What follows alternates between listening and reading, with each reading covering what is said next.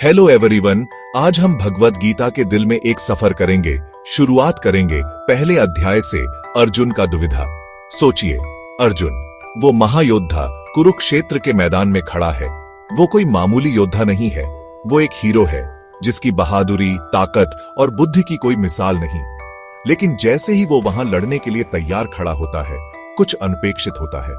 अर्जुन का हृदय एक अजीब तरह की दया से भर जाता है। वो दोनों तरफ अपने दोस्तों और परिवार के चेहरों को देखता है और एक गहरा दुख महसूस करता है।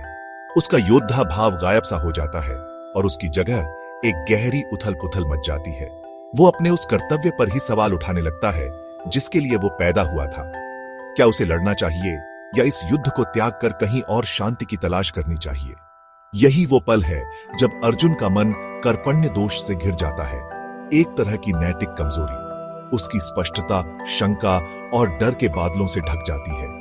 वो अपना धनुष बाण नीचे रख देता है, ये समझ नहीं पा रहा कि क्या करे।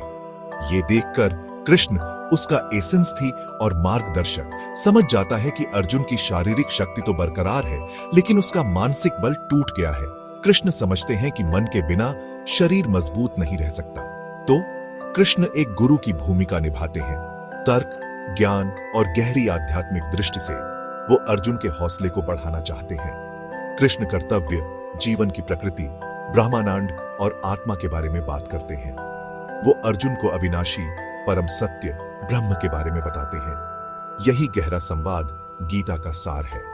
पहला अध्याय पृष्ठभूमि तैयार करता है, जहां अर्जुन अपने अंदर के द्वंद्व को कृष्ण के सामने रखता है। हमें दोनों सेनाओं का भव्य वर्णन भी मिलता है जो युद्ध के लिए तैयार हैं।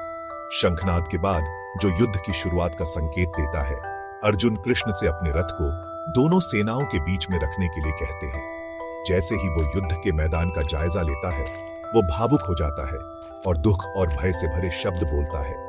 यह अध्याय खूबसूरती से संदेह, भय और अर्थ की खोज के मानवीय अनुभव को दर्शाता है।